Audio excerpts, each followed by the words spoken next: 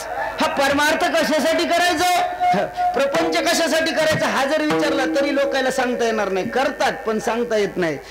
मग जी गोष्ट करतात ती कशासाठी करायची ही सांगता येत नाही, किंवा कळत नसून करतात ना त्याचं नाव संसार आहे. कळत नसून करतात तो संसार. बघा संसार कशासाठी करायचा, सुख मिळायसाठी. सोपी व्याख्या आहे. संसार कशासाठी आहे, सुख मिळवायसाठी. मला सांगा संसारात सुख असतं का, मिळतं का, कळतच नाही का, नसतच. मग नसतंय तर चालतं का माझ्या संग, नाही मी घरी नेणार नाही, स्टेशनवर सोडतो. घरी नेऊन काय करू, लगेच रेल्वेत बसून देतो. म्हणजे बघा माणसं लगेच वैराग्यवान होतात, विचार करत नाही. आपण संसारातून सुखाची अपेक्षा करतोय. माझं वाक्य ऐका, ज्या संसारातून आपल्याला सुख मिळवायचंय ऐका ना, त्या संसारामध्ये सुख मानायचं असतं, त्याच्यात सुख मिळत नसतं. लक्षात ठेवा. महाराजांचं प्रमाण आहे, दुःख बांधवडी आहे हा संसार, सुखाचा विचार नाही कुठे. इथं सुख मिळत नाही, इथं मानायचं असतं. चला मला या मुद्द्यावर येताना आपण पुढे गेल्यावर येऊ. पुढे गेल्यावरही मागं येतं ना, त्याचं नाव कीर्तन आहे. विठ्ठला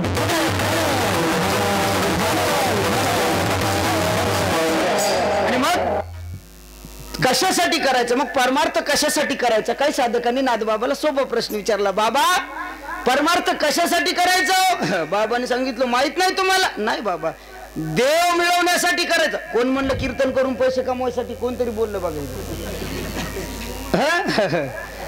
कीर्तन करून पैसे कमवण्यासाठी परमार्थ नाही, देव प्राप्त करण्यासाठी परमार्थ करायचा. बरोबर आहे. मग देव मिळवण्यासाठी परमार्थ करायचा आहे, बाकी पैशासाठी नाही. बरेच लोक आम्हाला विचारतात, महाराज तुम्ही कीर्तनात सांगता पैसा का माणूस वर नेतो का. मी म्हणलं वरी नेत नाही रे, वरी जाऊस तर लागते ना. वरी जाताना इथं ठेवून जायचं, पण तिथपर्यंत जाऊस तर लागत असतो. चला परमार्थ कशासाठी करायचा, परमार्थ हा भगवत प्राप्तीसाठी करायचा, देवाच्या प्राप्तीसाठी करायचा. मग अनेक साधनं सांगितली. लोकांनी सांगितलं महाराज अवघड सांगू नका, अडचणीत कधी हात घालायचा नाही, ही चुनी गतीत. डबल सांगतो काय म्हणाले, डबल सांगतो. हा काही काहीच लक्ष नसते म्हणून शेजारणीला म्हणतात काय आता तिच्या काय मध्ये हिच एक वाक्य हुकून जातं, म्हणून मी डबल सांगतो. अडचणीत कधीही हात घालायचा नाही, इच्छू निघत असते. म्हणून महाराज आम्हाला सोपं सांगा. ऐका ना, सोपं सरळ नसतं आणि सरळ सोपं नसतं. माझं वाक्य ऐका बरं. सोपा उपाय सांगा, 2 मिनिटं बोलू नका. सोपा उपाय सांगा. महाराज म्हटले मी सोपा उपाय सांगतो, हरिप्राप्तीशी उपाय धरावे संताचे ते पाय. संताचे पाय धरा, तुम्हाला देवाची प्राप्ती झाल्याशिवाय राहणार नाही. याच साधनाने येणे साधती साधन, याच साधनाने ते साध्य केलं जातं. तुटती भावाची बंधन.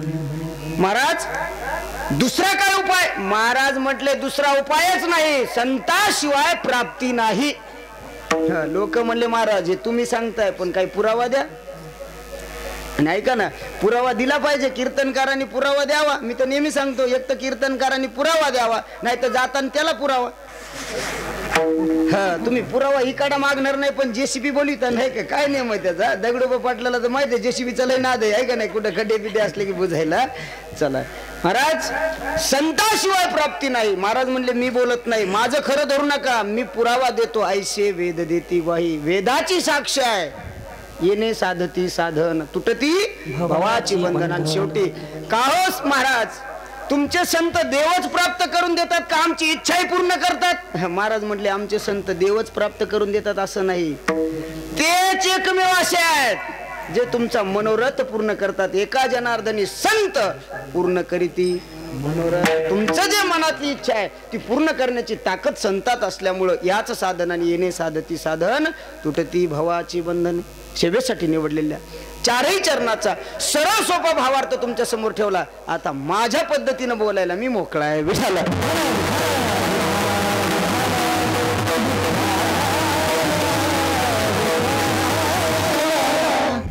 देवाची प्राप्ती करायची आहे. परमार्थ हा देवप्राप्तीसाठी चालू आहे. खास करून पुरुष मंडळी तरी कमी असेल, पण माता माऊली आपल्याला देवाची प्राप्ती व्हावी, आपल्या जीवनामध्ये सुख यावं आणि म्हणून फार परमार्थ करतात. पण न कळालेला परमार्थ जास्त माता माऊल्याच करतात, ही वस्तुस्थिती आहे. नको तो घटाटोप अधिक तीव्रतेने केला जातो, पाहिजे तो केला जात नाही. रेल्वे कितीही जरी पळाली तरी ती, किंवा एखादी गाडी कितीही जरी पळाली तरी इच्छित गावाला जाऊ शकत नाही. जोपर्यंत ती ट्रॅकवर धावत नाही ना, तोपर्यंत ती इच्छित गावाला जाऊ शकत नाही. आपण धावतोय बरोबर आहे, लोक सांगतात महाराज किती मरमर चालू आहे, पण काही उरच ना. अरे तू कुणीकडे मरमर करायला, कळालं पाहिजे. एखादी वस्तू प्राप्त करण्यासाठी ती वस्तू त्यामध्ये असणं गरजेचं. जेव्हा ती वस्तू त्या वस्तूमध्ये असेल तेव्हा ती वस्तू तुम्हाला प्राप्त होईल. अशी ती वस्तू तुम्हाला कळालं तर तुम्हाला भगवंताची प्राप्ती होईल. संसारातलं उदाहरण सांगतो. वस्तू त्याच्यात असल्याशिवाय मिळणार नाही. एका माऊलीनं मला बस स्टँडवर भेटले, म्हणे महाराज तू आमच्या गावात कीर्तन आहे. मी म्हणलं हो आजी. मग एक काम कर, तू जेवून येऊ नको, उपाशीची. मी गेलो ना उपाशी. म्हणलं का आजी, मी तुला लोणी खाऊ घालणार आहे. मी म्हणलं लोणी तर फक्त इकडे परतूर जवळ दिसायली, इकडे इकडे लोणार आहे, तिकडे लोणी तर कुठं दिसत नाही. म्हणलं बाबा पण आजी देत आहे ना, मग नक्की गेलं पाहिजे. मी मग मला कोणी आवतन दिलं, मी 2 दिवस जेवतच नाही. आपला नाद की त्याच्या इथंच रट्टाटावून जेवायचं. महाराज मी जेवलो नाही, कीर्तनाला गेलो. आजी दुपारपासून रवी लावत होती, दुपारपासून रवी लावित होती. रवी माहिती आहे का तुला? ते सकारामता त्याचं रवी नाही, हे दूध ही रवी. कारण पोरायला माहित नाही महाराज, जुन्या काही परंपरा बंद झाल्या त्या, ती रवी घुसळायला लागली. 4:30 वाजता मी गावात गेलो, कारण मी विचार केला जर 7ला गेलो तर उशिरा जेवलो तर कीर्तनात मन लागणार नाही. 4:30ला जायचं, 5 वाजूस्तर 5:30 वाजूस्तर जेवायचं, 1.5-2 तास आराम करायचा आणि मग कीर्तन करायचं. आजीचं त्या ठिकाणी महाराज रवी लावण्याचं काम चालू होतं. दुपारी 11 वाजल्यापासून 4 वाजेपर्यंत आजी रवी लावित होत्या, पण त्याच्यातून लोणीच निघत नव्हतं. कारण काय असेल बरं? कारण असं होतं, लोणी निघण्यासाठी अगोदर त्यांना ते दही किंवा ताक त्या बकेटात घ्यावं लागेल, तेव्हा त्याच्यातून लोणी निघल. आजीनं काय केलं, हापशाव गेली, 5 लिटर पाणी आणलं आणि त्या पाण्याला रवी लावीत बसली. आणि 4 वाजता गेलो, मला म्हणे महाराज अजून घंटाभर थांब, लोणी निघलं की तुला जेव घालते. म्हणलं आजी तू बी मी बी मेलो तर तरी निघणार नाही. का? कारण ती वस्तू त्याच्यामध्ये असणं गरजेचे, जेव्हा असेल तेव्हा प्राप्त होईल. मग परमार्थ करत असताना चुकीच्या मार्गाने परमार्थ करून जर आपण देवाची प्राप्ती होईल असं जर मानत असाल तर आपला केलेला परमार्थ हा विनाकारण किंवा बिनकामी त्या ठिकाणी होईल. म्हणून विचारपूर्वक परमार्थ करणं अत्यंत गरजेचं आहे. खास करून माता माऊलीसाठी बोलतो. आपण जो उपवास करतो, व्रत करतो, हे वैभव लक्ष्मी व्रत फारच अवघड झालं महाराज. एकादश करावी, सोमवार करावा, वैभव लक्ष्मी व्रत कुठून आलं? पण घरोघरी होत आहे. माझं म्हणणं आहे तुम्ही एकादश करा, एकादश धरीत नसाल आणि जर वैभव लक्ष्मी व्रत करत असाल तर त्याचं काही फळप्राप्ती होणार नाही. त्याच्यातलं नगर तर बाबा मला अजून गवसलं नाही. मी गुगलवर सर्च करीत असतो, कोण्या गावाला जायचं ना. आता सोपं झालं मला, कोणती गोष्ट सोपी झाली. लक्षात ठेवा, फार सोपं झालं जीवन जगणं, पण लोकांना अजून कळालं नाही म्हणून लोक अवघडून गेले. लक्षात ठेवा, सोपं झालंय जीवन, फार सोपं आहे. पूर्वी जर कोणाला 10-5 रुपयाची मदत करावं लागायची तरी एमटी करावं लागायची. एमटी म्हणजे मनी ट्रान्सफर आहे की नाही महाराज, ते करावं लागायचं आणि त्याच्यापर्यंत मिळेपर्यंत 2-4 दिवस जायचे. आता 1 सेकंदात हॅलो आले, संपला कार्यक्रम. 1 मिनिटात आहे.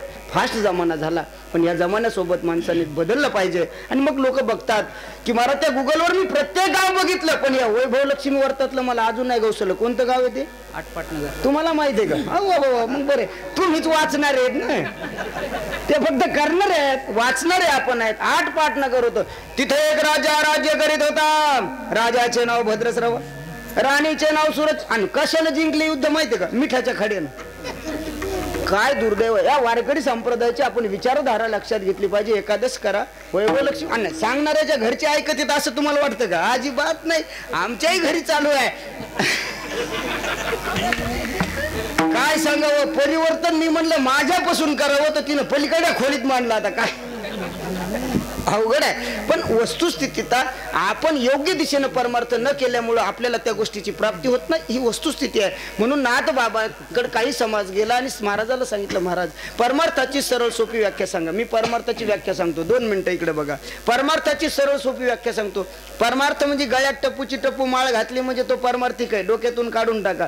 तो दर एकादशीला एकादश धरतो म्हणजे तो परमार्थिक आहे, असंही काही नाही. तो सप्ताहाला येतो, कीर्तन करतो म्हणजे परमार्थिक आहे, असंही काही नाही. नाही. तो देवदेव करतो, पोथी वाचतो आणि मग तो परमार्थी असंही होऊ शकत नाही. परमार्थ ही शरीरानं करायची वस्तूच नाही, लक्षात ठेवा. अजून बोलतो, परमार्थ ही बाह्य लक्षणानं करायची वस्तू नाही. परमार्थ हा अंतर्लक्षणाने करावा. आणि सगळ्यात महत्वाचं, परमार्थ हा तनाने आणि धनाने न करता परमार्थ हा मनाने करायचा असतो, लक्षात ठेवा. आणि मनाला जर परमार्थ केला, महाराज, मन हा मोगरा अर्पुणी ईश्वरा पुनरपी संसारा येणे नाही. मनाने परमार्थ केला की पुन्हा येण्याची गरज नाही. पण दुर्दैवाची गोष्ट आहे, आपण परमार्थ धनाने आणि तनाने करायला लागलो. महाराज, मयाशिवाय सप्त होत नाही का? पठ्ठ्या पंगत घालतो म्हणून सप्त होतो. परमार्थ नाही, हा अहंकार आहे, हा अहम भाव आहे, हा दाखवायचा आहे. असं न करता महाराज आपण परमार्थाची, आणि मग सोपी परमार्थाची व्याख्या सांगतो तुम्हाला लगेच. परमार्थ कळणं म्हणजे फार अवघड नाही. लक्षात ठेवा, जीवनामध्ये कोणाच्या वाटेमध्ये तुम्हाला फुलं टाकता येत नसतील, अजिबात टाकू नका. पण कोणाच्या वाटेत काटे टाकू नका, झाला तुमचा परमार्थ. कोणाच्या चेहऱ्यावर तुम्हाला आनंद खुलवता येत नसेल, अजिबात फुलवू नका. पण तुमच्यामुळे कोणी जर रडत असेल आणि जर तुम्ही त्याला न रडू देता जर तुम्ही कोणाला नाही जरी हसवलं ना, तरी तुम्ही परमार्थाची यादीत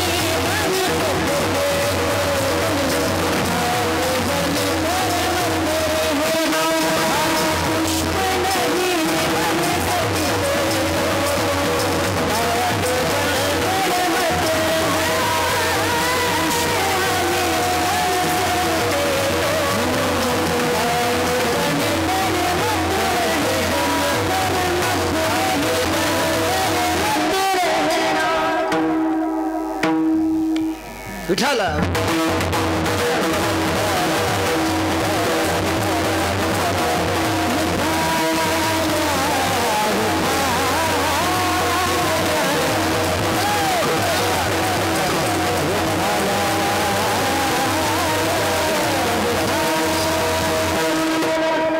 महाराज देवाच्या प्राप्तीचा उपाय सांगतायत.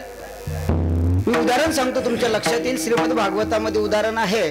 आणि मला आनंद वाटला आपल्या या डोगरा नगरीचा या वर्षीचा सप्ताह तुम्ही फार आनंदात आणि उत्साहात करतात. बऱ्याच गावचे सप्ते मरगळीला आले, पण म्हणतात ना, जिथं लोकांचे विचार संपतात तिथं डुगऱ्यावाल्याचे सुरू होतात. हे त्याचं जिवंत उदाहरण आहे.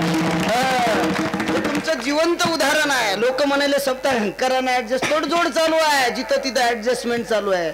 पण खरं सांगू का, फार आनंदमय वातावरणामध्ये ज्यांची कथा शेलूला असं एकही वर्ष नसेल की महाराजांच्या 2-3 कथा शेलूला होत नाहीत, असे महात्मे आपल्या गावामध्ये येतात. हे आपलं भाग्य आहे. आणि म्हणून आपल्या जीवनामध्ये जेवढाही वेळ मिळाला ना, तेवढ्यामध्ये आपण त्या ठिकाणी त्यांची प्राप्ती करून घ्यावी, चांगलं त्या ठिकाणी ऐकायला मिळावं आणि ते तुम्ही ऐकावं. ह्याच्यापेक्षा चांगली गोष्ट कोणती नाही. आणि त्या श्रीमद भागवत ज्यांच्या मुखातून, कारण त्यांना अख्खं भागवतातला कुठलाही श्लोक कुठूनही सुरू करा ते सांगू शकतात ना, असे भागवतामध्ये जे सुखवाणी भास्कर ज्यांना म्हटलं जातं, असे आमचे नंदकिशोरजी महाराज या ठिकाणी आहेत.